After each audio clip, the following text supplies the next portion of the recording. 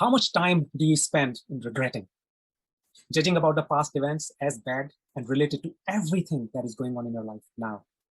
You know what? I did that all my life. I came across recently, I have to admit recently, I don't know where it was, about Dr. Srikumar Rao. And I kind of watched his content.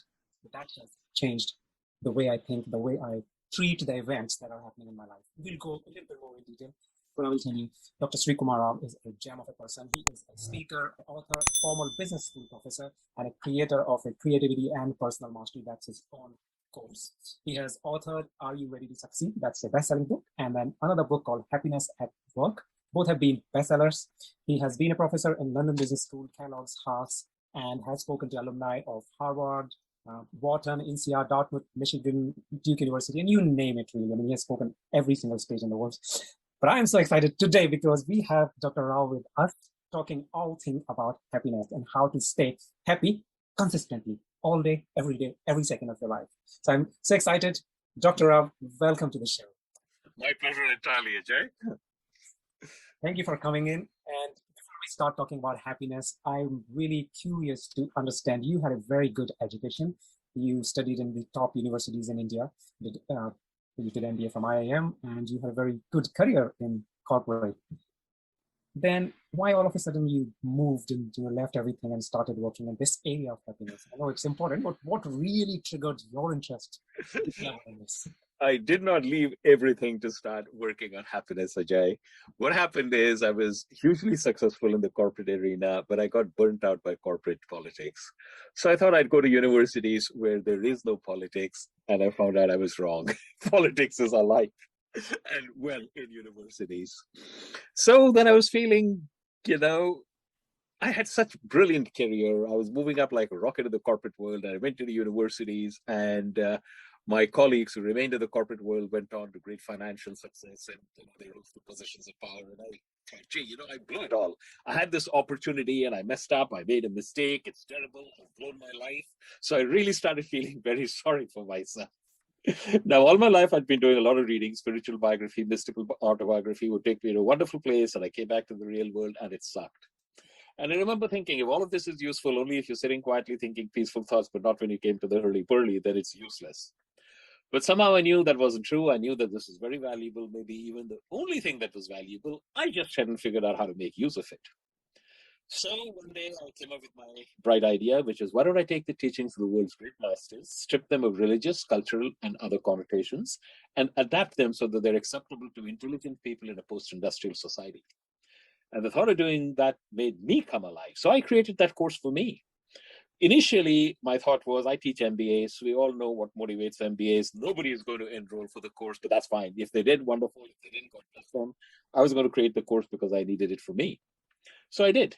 And then I moved it to Columbia Business School, and it exploded.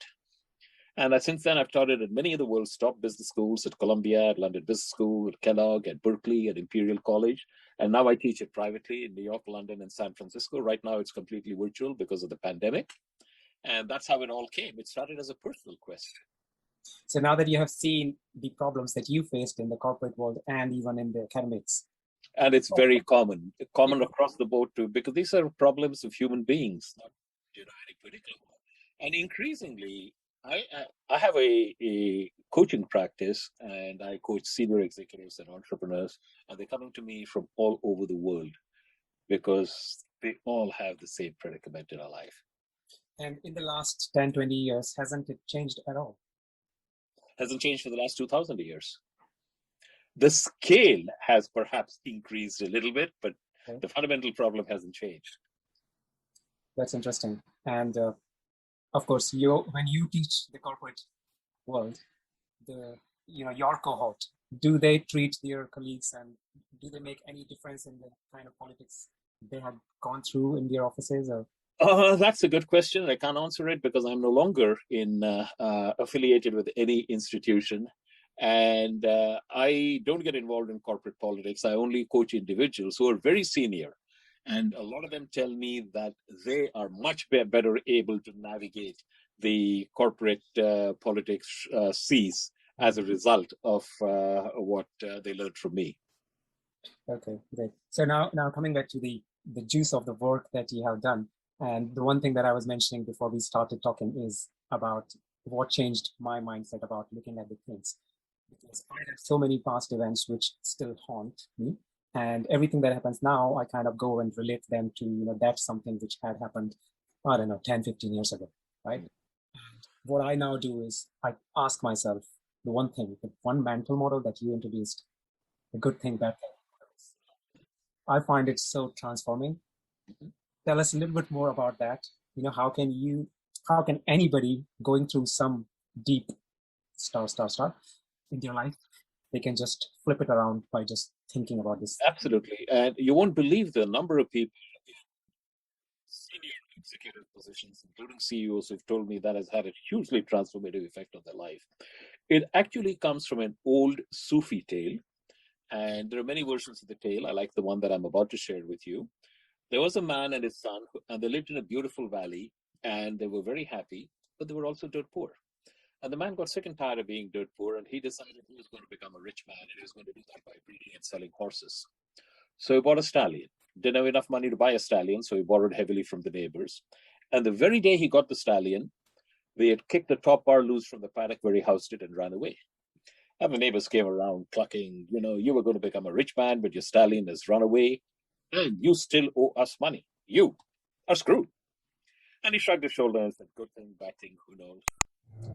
That stallion fell in with a group of wild horses, which were close to where the man was, and he was able to entice them into his paddock, which he had repaired, so escape was no longer possible. So all of a sudden, he now had the stallion back, plus a dozen wild horses, and by the standards of that village, that made him a wealthy man. And the neighbors came around and said, we thought you were destitute, fortune has smiled upon you, how lucky you are. And the man shrugged his shoulder and said, good thing, bad thing, who knows? The man and his son started to break the horses so they could sell them on the market. And one of the horses threw the man's son and stomped on his leg, and it broke, and it healed crooked. And the neighbors said, he was such a fine young lad, and now he'll never be able to find a girl to marry him. How sad. And the man shrugged his shoulder and said, that summer, the king of the country declared war on a neighboring country, and plus gangs moved to the villages surrounding about the able-bodied young men to serve in the army. But this man's son was spared because, he had a crooked leg. And the neighbors came around with tears in their eyes. We don't know if we'll ever see our sons alive again, but you still have your son with you. How lucky you are. And he said, good thing, bad thing, who knows? And it goes on like that forever. But what I do is I invite people to think about their life, whether they can recall any incident that at the time it happened, they thought this was terrible. But looking back upon it now, they can say that wasn't so terrible. That was actually pretty good. And most people can recollect such an incident. I also point out something else to them. Whenever an event occurs, any event, it does not bring suffering.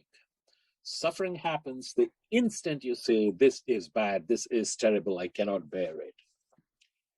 So let's assume you're an entrepreneur and you lost your biggest customer.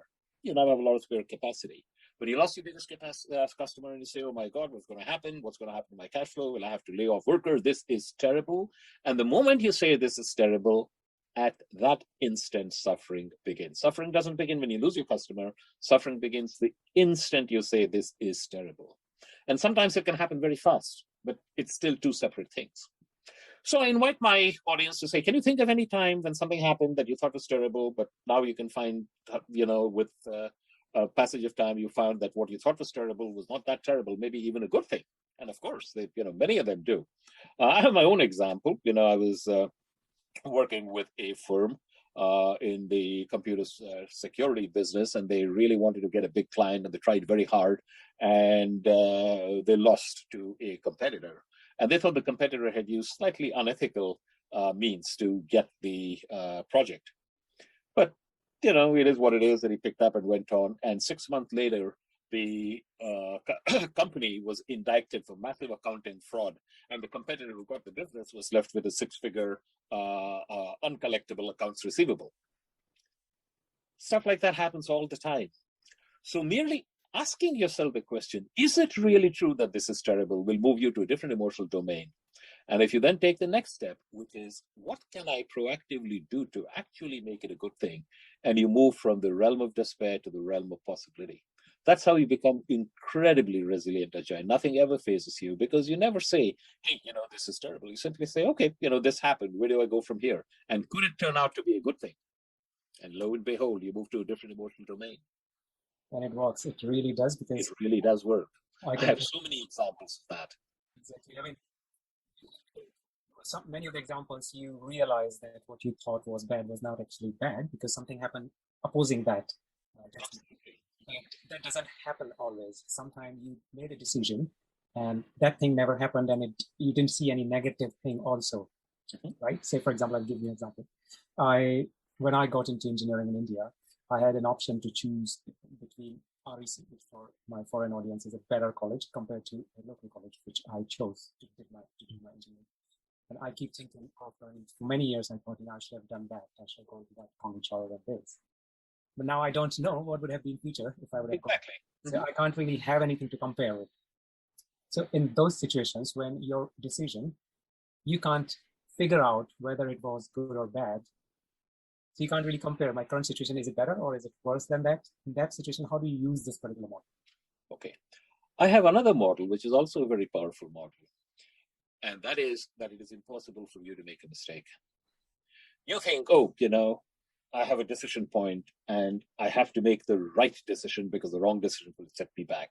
And this is particularly true on occasions in our life which we think are important. Remember, its importance comes because we think they're important. Should I take this job or should I take that job? Should I marry this person or should I marry that person? These are all important decisions. They'll shape the rest of your life. And we think, oh, I should be very careful not to make a mistake. My thesis is you cannot make a mistake because the universe will not permit you to make a mistake. Einstein said the most important decision you're ever going to make is the universe friendly? Let me repeat that. Einstein said the most important decision you will ever make is the universe friendly? The overwhelming majority of us live in a universe which is indifferent towards us and, in fact, doesn't even know we exist. Here I am going around doing my thing. There's a universe going around doing its thing. Sometimes it seems to be working with me. Sometimes it seems to be working against me. But essentially, it's a random process, and the universe neither knows nor cares that I exist. And that's the world most of us live in. Suppose the universe knew about your existence and was friendly. The universe was well disposed towards you. Well, if the universe was well disposed towards you, why does it give you stuff you don't want? Friends don't shaft friends, right? So you want to go on vacation and the universe gives you pandemics and quarantine. You want your business to grow and your customers say, well, we decided to go with somebody else. Why does that happen? Well, what if the universe gives you not what you want, but exactly what you needed for your learning and growth? Like you're a child and you want a tub of ice cream and the universe gives you fruits and vegetables. You want a tub of ice cream. You don't want fruits and vegetables. But the universe, in the shape of your parents, gives you fruits and vegetables. And it's only when you have a greater level of maturity and wisdom that you can say, thank God my parents gave me fruits and vegetables rather than a tub of ice cream. What if the universe was exactly like that? What it gave you precisely what you needed? Not what you wanted, but precisely what you needed for the learning and growth. What if it was a friendly universe? So if you live in a friendly universe, Ajay, one of the things you will discover is that it's impossible for you to make a mistake. You think you should have gone there, but who knows how that path would have unraveled. So whatever you did was the right thing for you. And if you can understand, and if you really believe in the friendly universe, and there are methods by which you can start living in a friendly universe, you will find that every day is a class and the universe has your back. So you are incapable. You cannot make a mistake. Everything that happens has been orchestrated to be perfect for what you need. That's a very powerful concept. Very powerful. Two things coming out of it. What are those methods? That's number one I want to know. And second thing is, does that mean you say that we live in a friendly universe, or we have to decide whether it is friendly or not, or hostile? What about the situations which are really, really bad, right? Say, for example, you're going through a bullying. What's that? You're going through a bullying experience, or something which is not ethical, and you just have to face it. You just can't say that our universe is friendly, teaching you something. How would you tell your brain that this is okay? Universe is still friendly. There's levels to that, Ajay. One of the things is that we are so conditioned that there are certain things that we cannot conceive of as this could be good under any circumstances. In personal terms, it could be serious illness or death, someone very close to you, perhaps a child dies and so on. You can say, oh my God, this can't be a good thing. It's not a friendly universe. And on a global scale, we're seeing it around, pandemics, the Holocaust, genocide, and, all kinds of stuff which is around us. Understand that this is conditioning that you are subject to. Don't try to rebel at it. Don't try to say, oh, it's a good thing my child died. Yeah, you're not going to succeed and be, you can't kid yourself like that. But you can get to the point where you say, at my present level of spiritual understanding, I cannot accept this as anything but a great tragedy. But what I can do is I can decide that I'm not going to let my life be defined by this tragedy. So I'm going to wrap it up in cellophane and put it on a shelf over there and say, I will not let my life be defined by the tragedy. And when I grow to the extent that I can make sense of it, I will. For the time being, I'm going to put it aside and I'm not going to let my life be defined by the tragedy. You can do that at one level, okay? Things like that are relatively rare in your life. I mean, they do happen, but they're not that common. For the vast majority of things that do happen to you, the model works very well. But also what happens, and there have been countless instances of this going through the history, such deep suffering awakens people to the spiritual side. And ultimately, they realize that all of the suffering that we're going through is fictional because the entire world is, it's Maya. It's a great illusion within that.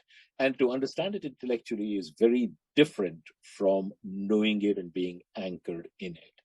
And deep sorrow of the kind that you outlined is frequently the nutcracker, which breaks open the nut and makes you open to recognizing that you're only living on the surface of a very deep and very profound cosmos. And you can go beyond human suffering, which is what all of the great sages not only did, but they encourage you to say, this is the kingdom of heaven, if you will. Yeah, but you mentioned that is when your consciousness is of that level. When it gets there, yes. When it gets there, but unfortunately for majority of people, that is not the case. Which is why I say for the majority of people, don't pretend and say, this is not terrible. Just say, I cannot understand it at my level of awareness. So I will wrap it up in cellophane and put it on a shelf until such time as I feel competent to grapple with it. But in the meantime, I will not let my life be defined by the tragedy, which means I will grieve appropriately as needed and carry on. But one thing that I will say is every time you suffer a personal loss and every time you have a situation which strikes you as deeply unfair, that is a sign that the universe is nudging you to do something about it. And in doing something about it, using whatever intelligence, whatever resources you have, you are really working on yourself. These kind of thoughts wouldn't even touch your vessels when you are in a deep thing, some issue, right? If you're in a bad situation, you wouldn't think in those terms. I mean, I'm doing this exercise, but for the small things. If something seriously bad goes, then your brain is not in a state of mind to think like this. So what are the methods probably you just mentioned about which a normal person who is going through really terrible experience, he can do something to become that extremely resilient person so that nobody even realizes that he's going through such a sad time? The way to do that, Ajay, is to learn surfing. The methods I teach are very powerful. And when you are hit by a tsunami, you can surf the tsunami rather than getting drowned by the tsunami. And you can surf on the tsunami and say, isn't it a wonderful ride? The problem is you can't begin to learn surfing when you're hit by a tsunami.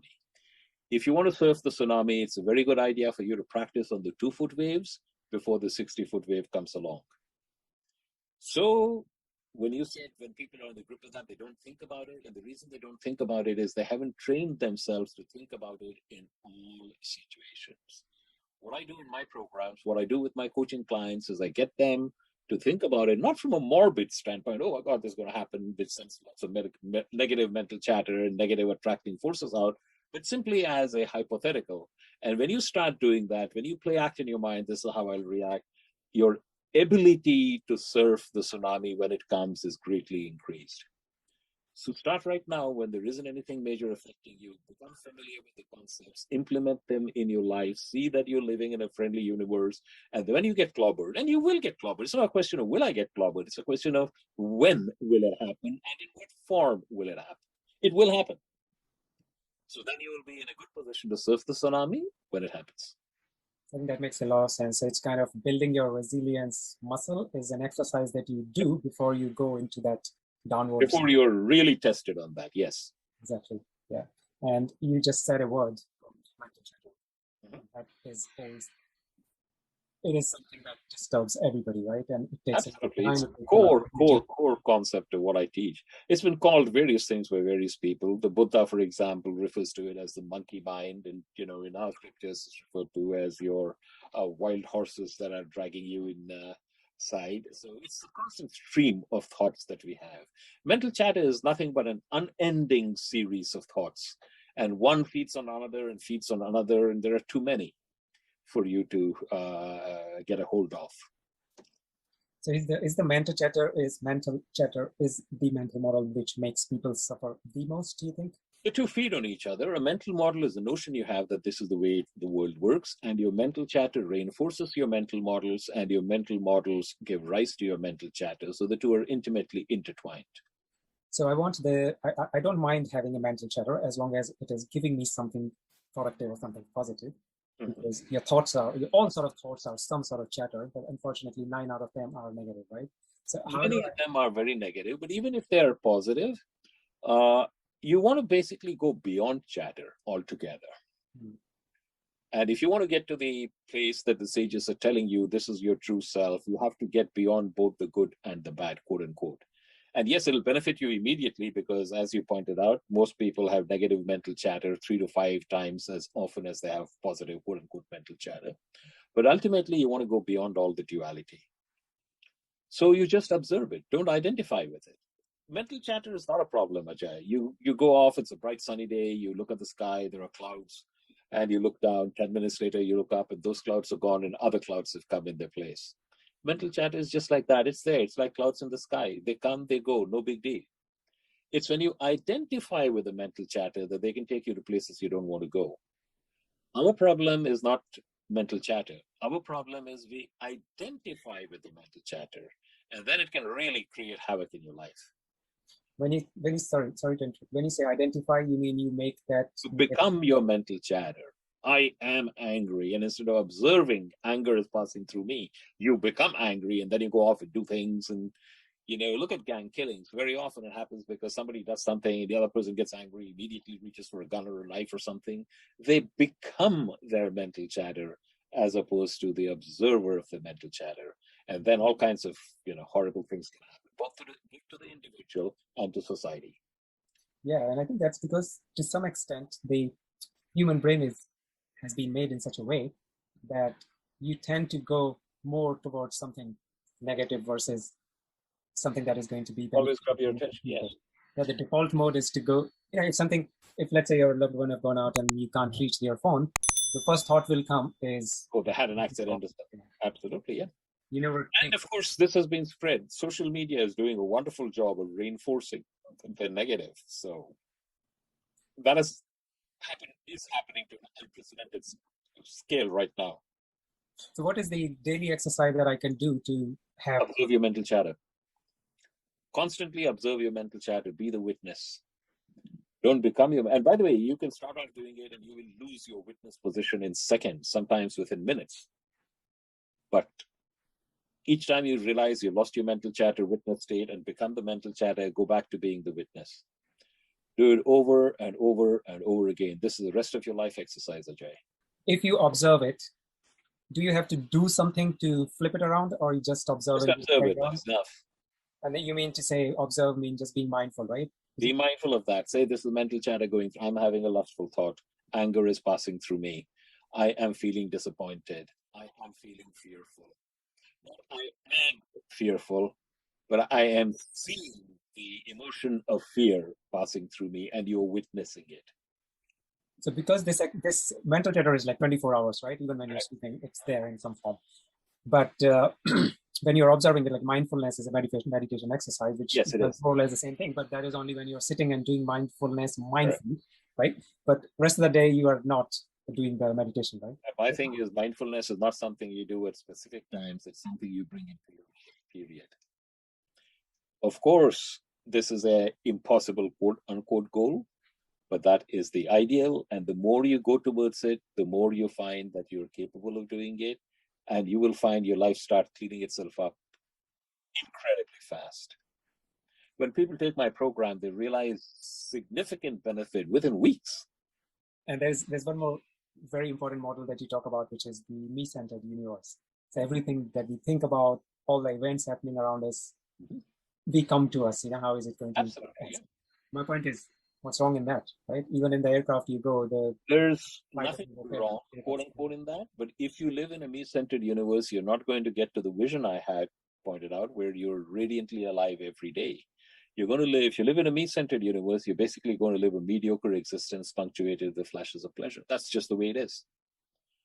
If you want to break out of that into a space where you're radiantly alive, then you have to find a cause which is bigger than you are, which brings a greater good to a greater community. And you have tremendous flexibility in defining both the greater good and the greater community. But if you don't find something like that to which you consume, if not your whole life, at least a big chunk of it, you're going to live a mediocre existence. So there's nothing wrong with it. It's just a choice that you make. Why? You can be considerably living your existence. Hey, I'm perfectly happy. I'm going out. I want to be president or head of my division, or I want to be CEO. And I try that. And, I did all of that and I'm leaving. Perfectly fine. Until one day you find that it is not enough. All of my coaching clients are extraordinarily successful individuals, and they have it all, and they have the money, the position, everything, and they realize that that is not enough. That is not bringing them what they're looking for. It's only then that, somehow or other, I come across a notice and they watch my videos and read my books and they say, this is what I want. And then they come to me. Is there any, the people that you're mentioning about, they're like super successful people. So Oh, absolutely. Definitely they have achieved quite a lot in their lives. But most people, they still think that they have to yet to achieve that goal, and then I'll have enough to contribute to the rest of the world, and that bar just keeps going up and up and up all the time. Everybody, the vast majority of people are stuck in the I know that money does not bring happiness, but I would like to find that out for myself mode. But that's strange, right? So what is the difference between that mentality people and the people who realize well in advance that giving away and not being me-centered is the right answer? I can't answer the question. People come to that realization at different times, at different stages of life. Some people get it very early, some people get it very late. I have someone in my program right now who is into his 70s and said, I wish I had known this 40 years ago. And he is a legend in his field, literally. So what, I mean, without going in detail, what area of his life he thinks that he wasn't enough? Everything. He just said, everything that I thought I was my accomplishments. I thought that I was the money, the material positions, the benefits that I gave to my clients and so on. He says, no, that's not who I really am. Yeah, I mean, that's really interesting. And I personally can tell you that it is so satisfactory when you are helping other people and giving away some of your, Actually, I'd like to go deeper. You never really help any other people. Help is being delivered through you. The moment you get your ego into the way, I am helping other people, you're just going deeper into your own unhappiness. Help is happening through you. Help is not happening from you or by you. And the sooner you recognize that, the better an instrument you will be, and the faster your own progress will be. We are just the channels. You're just the channels. I mean, it's a little bit difficult to digest these things, until you practice them. So how can I think about them? Because these are uncomfortable concepts and they're very different from the way most of society runs. You have to think about them till you're comfortable with them. And as you start thinking about them, eventually you can wear them like a second skin. And that is when you really find changes happening in your life. So let's say I want to have that feeling of when I'm making some contributions to something. Well, I'm again saying I am, but I want to feel like I want to feel how to be like a channel of something. How do you do that? How you can? I don't feel like being a channel. Just see yourself as being a channel. Whenever you can help someone, do so, but don't have the expectation that you're doing it or something will come to you. in my program, I have a exercise called the Other Centered Universe exercise, where people go out deliberately and each day make somebody's day. And they do it just because they can. But even if they have the thought, I did so much for this person and he didn't even say thank you, you've just blown the spirit of the exercise. So don't expect anything in return, just do it. You just do it because you can, period. These are so powerful concepts, and I mean, I can tell you that I'm learning so late. How can you teach these things? Is the language teaching these to kids is the same as to adults, or you take a different approach? If you have a 10-year-old, the language isn't different. Person's receptivity is different. I've known very young kids in their early teens or even younger, some as old as maybe 17, to immediately grasp it. And I know people who are in their 40s, 50s, 60s who don't have a clue on, okay, what do you mean be other-centered? I'm in it for me. Go to the finance world, all the private equity people, the LBO artists, the investment banker, they're all there for, what's all okay, but this is very nice. How can I make money? How much money am I going to make out of that? There are people in all ages who don't have a clue. There are very young people who do have that. So it varies, and I can't explain how the variation is. I am biased because the only people who come to me or seek me out are persons who already recognize the truth of what I'm saying and they want to go deeper. Otherwise, they wouldn't come to me in the first place. That is so true. And how do you identify what mental model? Say, for example, I have a child, so I'm just thinking from that perspective. What mental model he is playing with when he's just getting angry on something that you did. When you become aware of your mental models, you become aware of the probable mental models of others. Example? Like, say, for example, you have a model that you should be altruistic, and you're having a discussion, let's say, with your son who's going to a business school. You say, oh, Daddy, the sole purpose of a business is to make money. And, the Milton Friedman approach, business should make money and, business shouldn't get hung up and we need social good. And if businesses make money, then they pass it on to shareholders dividends. And then the shareholder can do whatever he or she wants. But businesses should not get involved with that. That is a particular mental model. Milton Friedman does not pay any attention to the fact that perhaps persons are motivated by other means than the economic rational man who says more is better. So by virtue of your being aware of your models, getting into discussions, you also become aware of what is the probable mental model of somebody else who is speaking or demonstrating that. And sometimes you would be in a position to change, and sometimes they're so rooted they don't even understand they're using mental models, let alone that they're using dysfunctional mental models. That's the way it is. I never advocate anybody preaching to anyone. I simply say, hey, why don't you share? And if they're ready to listen, they will. And if they aren't, walk on. Can we use these methods onto, certain people have certain behavioral, I don't know how to put it in words, but they have certain nature, right? So some people get angry very easily. Mm-hmm. Now, they are not at the stage when you can go and teach them about all of these things that we are talking here. How can you pass on that message to the people who are not receptive? You can't. I don't even put it this way. I have discovered that unless a person is ready to listen, he or she will not be a good coaching client. Mm-hmm. So I've had some persons come to me and they want to be my coaching client because they heard great things that happen. And I talk to them and find out that they're too entrenched in their worldview and not open. I don't take them on as clients. It would not benefit them and it would be an aggravation for me. So I just don't do that. People have to have reached a stage in their own life journey when they are open to challenging what society tells them is the way to be. And it's only when they're open that you can work with them, otherwise you can't. How do you deal with the situation if that person is your family member? That makes it even tougher. And the point is, what you can do is you can try several things. You can try a Socratic questioning. And this is a technique that I recommend to everyone to help you in personal situations as well as in business situations. Let's say, for example, it's your wife, and she comes back ranting about what a terrible day she had at work and how terrible her boss is. And you don't say her boss is terrible because that anchors her in that. You might say something neutral like, yeah, what your boss did was terrible. But then you ask, but can you imagine any instance when your boss behaved like a decent human being? And you say it very non-confrontationally, just throwing it out from an inquiring possibility, as an inquiring possibility. And if she engages with that, recognize what you've just engineered. You've engineered a 180-degree shift in thinking from writing about how terrible her boss is to thinking about other times when he behaved like a decent human being. It is your job to use this technique to change the way person's thought frames are moving. And if you succeed in doing that, you will get them to engage in a manner that you would not have succeeded otherwise. It's a very powerful technique, but also remember, it's very unsettling. Socrates was forced to drink hemlock because he made too many people uncomfortable with the questions he was asking. But it is also very effective because 2,000 years later, we still remember him for what he was able to accomplish. And all he did that was by asking questions. So the technique of Socratic questioning is a very important one to learn. And another one is playing the what if game. So, and this particularly works with children. So if your son is using a bottle and you can see that that is destructive, don't try to tell him, hey, using a dysfunctional bottle.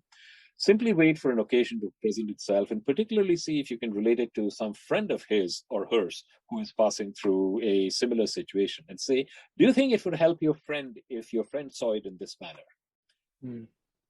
So now he's willing to listen because he is going to help his friend. And in the process of doing that, he's going to inculcate it in himself because they're smart.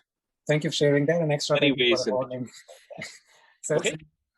In the interest of time, can I ask one more last question, which I ask all my guests, which is about what, according to you, are the top 3 skills or behaviors that schools don't teach? Number one is there is this thing called mental chatter, which is going around in your head and it's taking you to all kinds of places, making you sad, angry, desperate, and taking you to horrible places. And you're not even aware that it's mental chatter that's going on inside and you are not that. You are not your mental chatter. That's number one. Number two, your awareness is like a flashlight. You know, it lights up whatever you shine it on. Like right now, for example, shine the flashlight of your awareness on the chair in which you're sitting. And the moment you do that, you can feel the pressure of your buttocks on the seat. You can feel the fabric or the leather against the back of your thighs. 30 seconds ago, you were not aware of that, but now you are. That's because you've shown the flashlight of your awareness on that. Most people shine the flashlight of awareness on the things that are wrong in their lives, so the things that they think are wrong in their lives. And the 50, 60, or 200 things that are pretty damn good, they pass by ignored because you don't shine the flashlight of your awareness on that. Stop. Shine the flashlight of your awareness on the many things that are wonderful in your life. You have food to eat. You have a roof over your head. You have a bed to sleep in. You have good health. Celebrate that. Shine the flashlight of your awareness on those. And from that space, then take action on the things which you would like to change in your life. And that's the second most important one. And the third is don't get hung up on goals. Here's a goal. I want to reach that goal, because whether or not you reach a goal, any goal is totally beyond your control. Most people make the mistake of thinking the benefit of setting a goal and trying my level best to reach the goal is reaching the goal. Wrong. The benefit of setting a goal and trying your level best to reach the goal is the learning and growth that happen in you and to you as you try your level best to reach the goal. If you actually reach the goal, that's a bonus. Be grateful. If you don't reach the goal, the learning and growth have already happened, so you're ahead of the game. So invest in the process. Do not invest in the outcome. The outcome is beyond your control. Thank you very much for sharing them. They are really useful and powerful. I'm going to use them. They're also very profound, Ajay. I've shared it with you in a short time, but implementing that is a lifetime's journey. That's so true. Yes. Guys, if you're looking to know more about Dr. Rauf's work, it is amazing. Go through his website. I will put the link down here. And if you have found this interview valuable, and if you've not yet done so, then please do consider subscribing to this channel by hitting the subscribe button. And I will see you again with another guest. Until then, you take care and keep learning. All the best to you, Ajay. Thank you very much, Dr. Rauf. Thanks a lot.